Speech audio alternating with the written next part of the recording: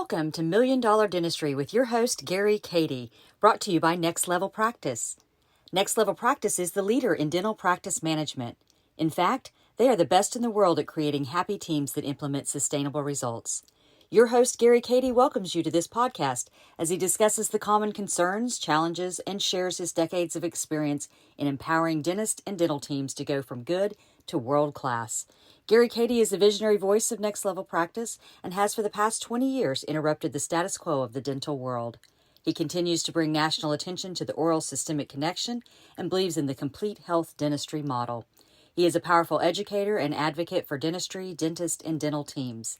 He is inspired every day by the courage and personal successes of the doctors and team members he has the privilege of working with. Welcome, Gary. All right. So you mentioned in your book that you were originally under the impression that once you help the dentist handle their money issues, their time issues, and get a great team on board, that miraculously all their problems were fixed. Is that true? Yes. Well, I had, again, I'm the guinea pig here. I was like, just when I have $1 million, then I'm going to do what I want to do. And then I'm going to be happy. And I'm not there. And then I was like, oh, when I have $1 million and I'm retired. So I did that at 34. And I was like, oh my gosh. All right. I'm going to be happy. No. It's the someday when's, maybe never, really picking up on what we discussed in our last session, which is the black hole, because we all have currency.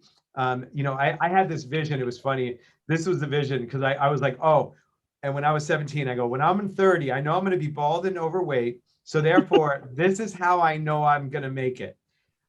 Crocodile Gucci loafers, when I can buy those, when I can have a 911, and when I could have 2 houses. Right? That's That's what I know, like I've made it, because I'm going to be, bald and overweight. And if you're bald and overweight, that's, it's all good, but I still have my hair. I'm not overweight. I have those things, and I still did not get fulfilled. And I'm like, this is a problem, because you look out and you go, someday when I have this, then I'm going to be that.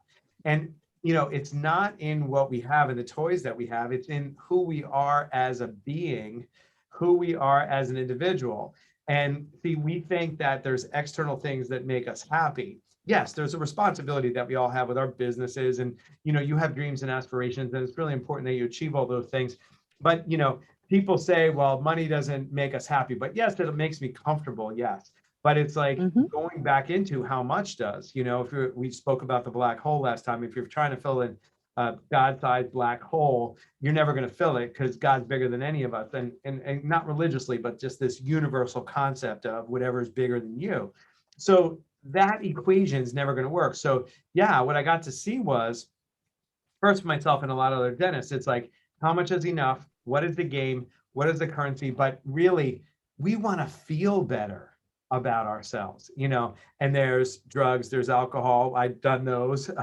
There's retail therapy. I've done that, and I still do that, and I still enjoy that. I still feel really good when I make a purchase, but it does go away, right? But when you get connected to your purpose and you're of service to others, there is a script that gets flipped, that somewhere in midlife, somewhere in your early 40s to mid 50s, ideally, you'll have a script flip where you actually realize that, like, what's most important to you and how do you do it. If you're in your 20s, you're still in the acquiring phase and the identity phase. And then in 30s, you're still trying to get your empire. And then in your 40s, you begin to build your empire. And then in your 50s, you usually have your empire. When you have your empire, if you don't evolve as an elder and as a wise person giving what you know away, life becomes really a dead end, and a dead end position to be in. And so how do you, transform all this? Well, first you have to get aware of all the evolution of what it is to go through the different decades of living, but really moving from a having this only model, when I have this, then I'll be that, to being, doing, and then having. I love that. So you mentioned that success doesn't come from working harder or even smarter, but from believing that you deserve it. And I think that was where you really had to make a pivot with your clients after they had gotten the basics, the foundation built, then they had to make that pivot. So how did you help them make that pivot? Yeah, what I saw was after we would grow practices, give them the time and the money. If they wanted to work 5 days, go down to 4, and they wanted to go from 1 million to 1,000,005, 1,000,003. I mean, they would get there, and then what would happen was we'd stop working with them, and then I would check on them. I always have great relationships with the people we work with, and I would check on them, and they would go, "Oh man, we're back to 1 million." And I had this circumstance happen, and that circumstance happen, and this happened, and that happened. And then before they knew it, everything started eroding. And I actually learned this. I'll tell you where I learned this. And I think it's important to hear where this came from, because it's not just money. Most people relate to this distinction, raise your healthy deserve level. It's not justifying. It's not about being entitled. It's not about greed. It's not about that. It's about really having a healthy relationship to the ability to have all of life happen simultaneously, without greed, without justification, without all these things. And what was happening was we all have a benchmark for what we think we deserve. So I'll give you an example. My benchmark for peace, like peace was something that was really important. I had chaos. I was brought up in chaos. All I ever wanted was peace. So I walked in this spa, and in this spa was this little angel sitting behind a desk.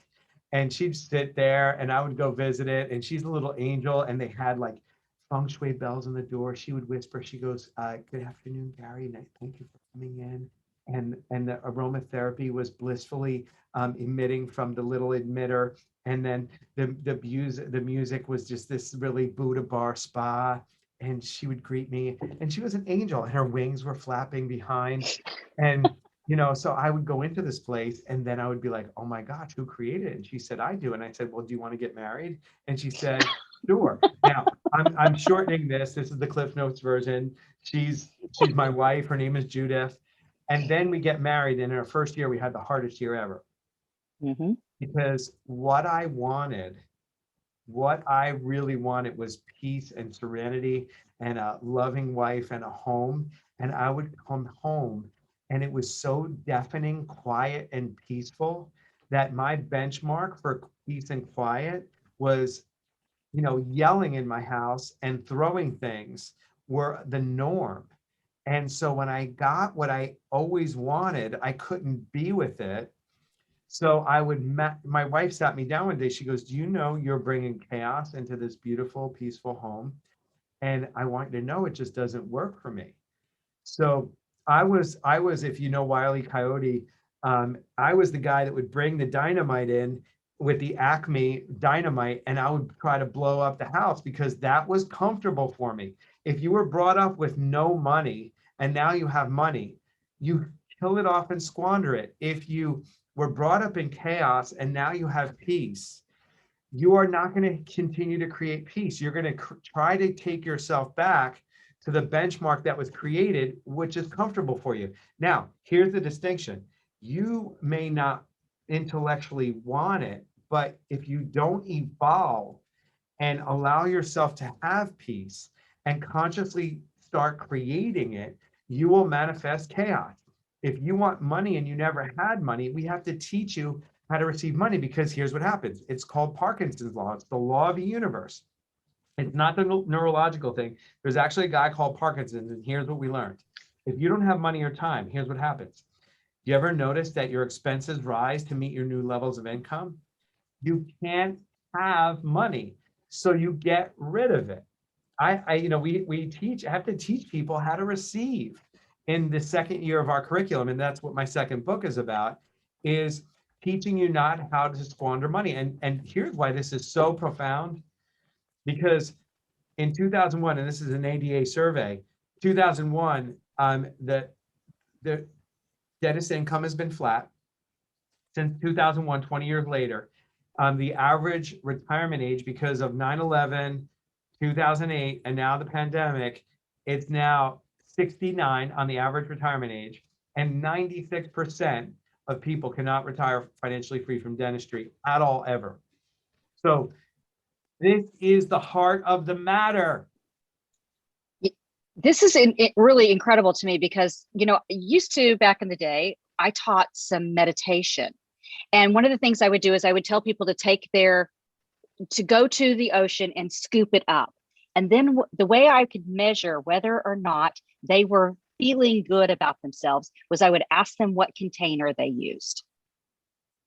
And if they were using the tiny little teacup, or if they were using a giant tub, I knew who was feeling better about themselves and who could receive more at that time. And so I kept telling them, how about you receive in the largest container that you can imagine? How about you don't even create a container anymore? You just receive the wave. And that you say in your book that we need to change the size of our container to increase our HDL and our capacity to receive. And I think that is a very powerful, powerful statement there. Well, Amber, your net worth is directly related to your self-worth. And here's how it manifests itself. You can have a treatment coordinator. And by the way, we do this work with treatment coordinators. If they can't receive, I ask them, when do their palms sweat? They go $500. I'm going, you're never going to close a case no matter what system I give you, because your ability to receive is next to zero. And it's half of what the crown costs in this practice. You're dead in the water.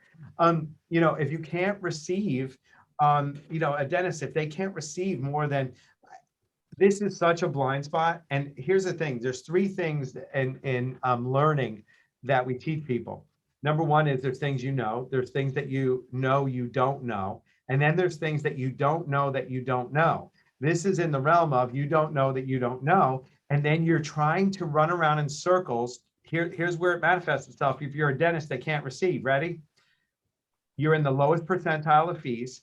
You give dentistry away.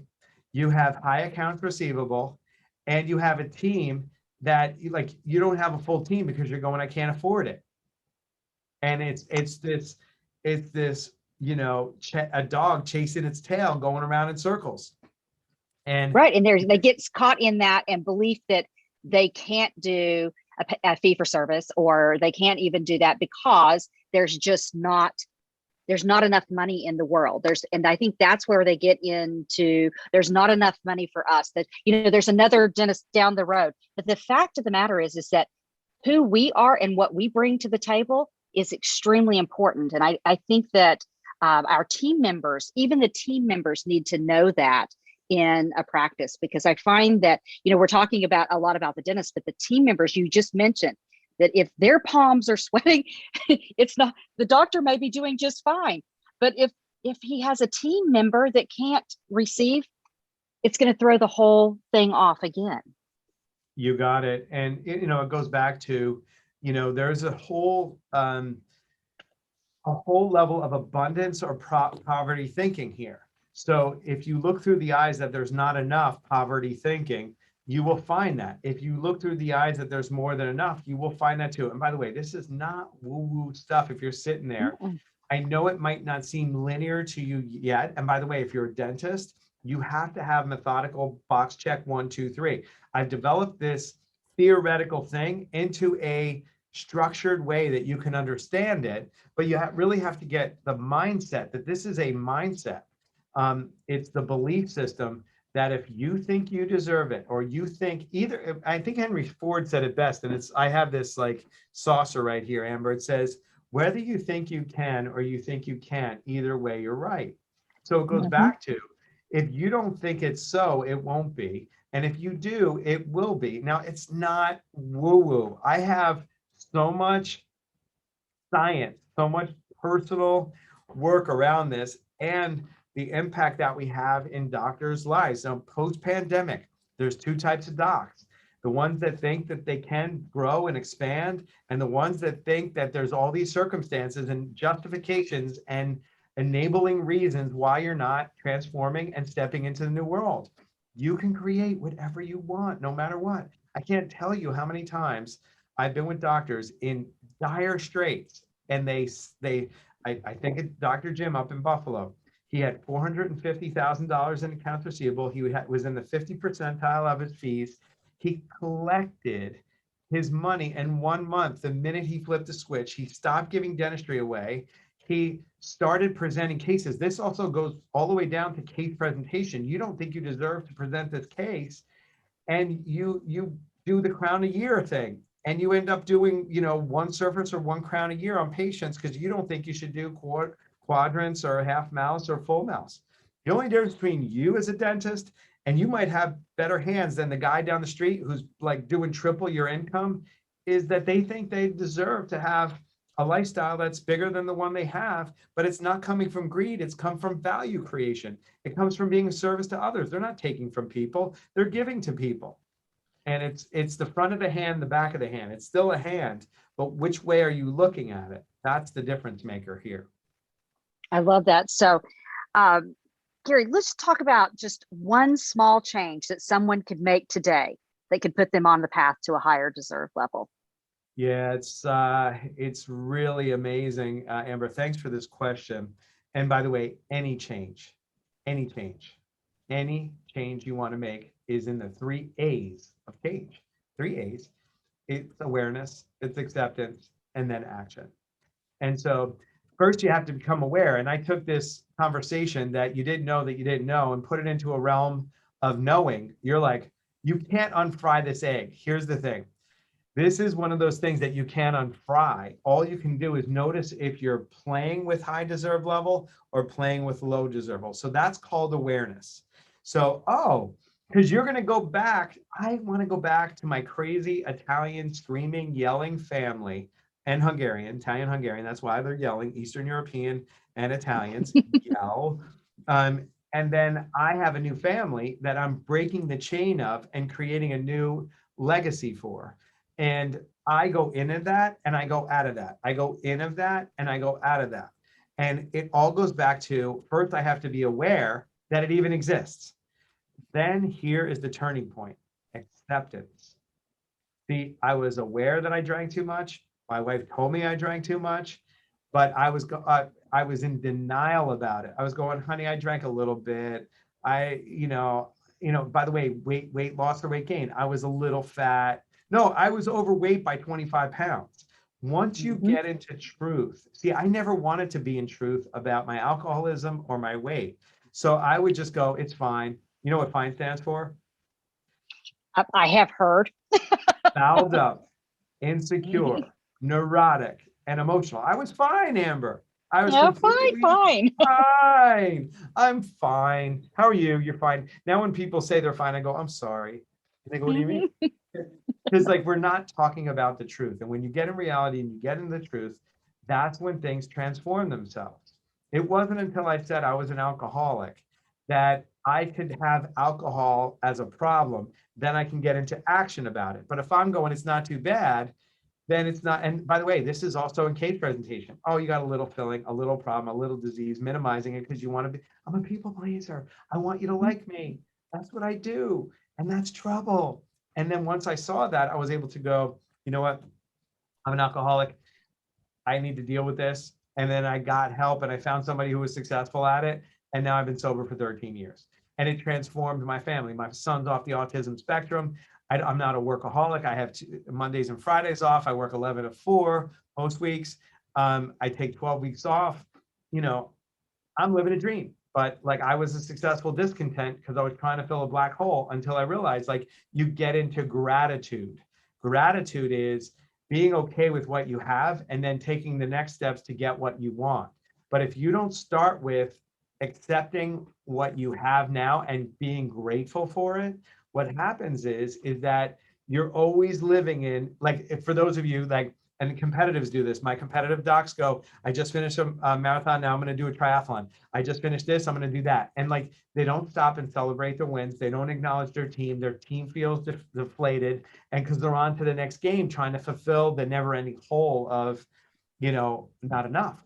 And so we get people to enough. When you're in gratitude, you're in enough because you're oh, I have my basic needs handled. Yes, I want to. Doesn't mean, by the way, acceptance doesn't mean you're okay with, that you want to create something new. It just means you're okay with that I'm an alcoholic, 25 pounds overweight, and then I can get into action. And I just followed a guy who had 36 years sobriety, and I continue to do that. And then I have a nutritionist, and I took on cycling, and I exercise, and I'm a part of an activity club. And, there's this change of lifestyle and behavior. And now I get to live a different world. And so awareness, acceptance, then you get into action. And by the way, for those of you that don't have time, you have more time than you need, because here's what happens when you give up your addictions. And just consider that we all, as human beings, if you're looking at Facebook more than 20 minutes a day, you have an addiction to Facebook or Instagram or Snap or TikTok. whatever. TikTok, whatever you're doing. Because here's the thing, the minute I used to, Amber, I'll leave you with this. I used to think about drinking. I used to drink, or I used to be hungover. And then I had no time. And meanwhile, I was in one of those three phases all the time. The minute I interrupted that and stepped into the new playing field, I literally didn't know what to do with myself. I then took on being passionate about the Yankees, being passionate about something healthy called cycling. I love the sport of cycling. I do it myself. I have camaraderie and connection. By the way, the opposite of addiction is connection. Really, all we want is to be connected and being loved. I mean, I really want to simplify this life for you. If you're not connected to yourself and the people around you, and I wasn't, I was the pitcher on the mound with 8 players cheering me on, my mother in the stands, wishing my dad was there, and I played my whole life trying to prove to my dad that I was good enough. And I was all alone on that mound. And that manifested everything that I did, and it was my deserve level. And I was playing the game to prove to my dad that I mattered. And I can't tell you how many people that when I share that story, they're going, yep, there it is. Yep, I'm trying to prove. And when you step off the proving ground and get into the purpose world, and you have distinguished healthy deserve level or unhealthy deserve level, and then you can flip the switch and step into it. Or when somebody wants to contribute to you, you don't say no, you say yes, thank you. That's a low deserve level when you're pushing the gifts of life and abundance and the blessings that you were given because you created massive value and you're a kind, loving soul and spirit. And you get in the way of the blessing of, that's the way the universe works. It's called the law of reciprocity. You do good work out in the world, it gives to you. But here's what the visual I'm going to leave you with. A lot of docs have these fruit trees all around them, and they've been fertilizing and watering and nurturing them. And then they have the fruit that is beautiful and luscious and delicious and ready to be picked.